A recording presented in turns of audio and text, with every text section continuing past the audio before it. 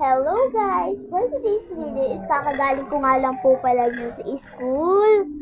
Ayan, sorry na nga po pala guys. Dahil ngayon lang po pala ako ngayon napag-upload. Hey! Nag-sorry pa. Supportan niyo po pala ako sa vlog ko na naman. Inhaler pa nga yung ate mo dyan kasi nga may sipon. Aray mo. Backup! Guys, inayos ko na nga po pala yung bag ko kung saan nakalagay. Naglinis nga po pala ako dyan. At nag-ayos ng mga dapat kong ayusin. Ganun sana. Aray mo. Backup! Nag-spray na nga po pala ako pang-spray sa buhok. And nag-brush na nga rin po pala ako dyan.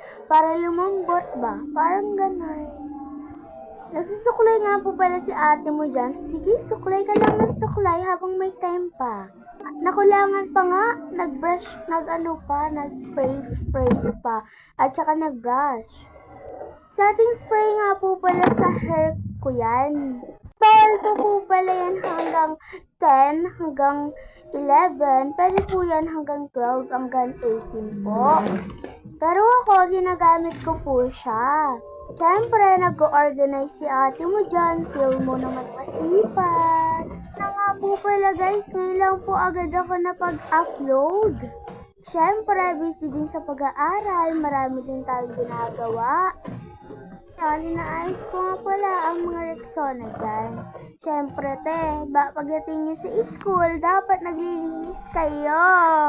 At siyempre, sa bahay nyo din. Alangan sa school lang. At ayun na nga guys, nagbabay na nga po pala ako. Bye-bye guys!